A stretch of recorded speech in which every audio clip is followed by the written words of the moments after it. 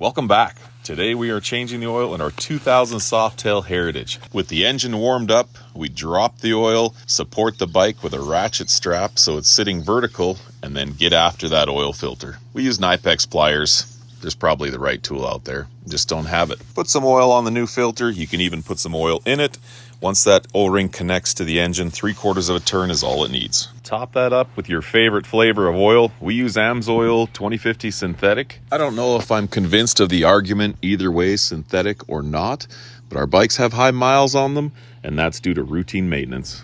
This particular Heritage now has over 110,000 kilometers on it. It's got the 95 cubic inch kit on it, which makes it pretty fun to ride. Now that we're done, we'll fire it up, check for any leaks, and we're good to go.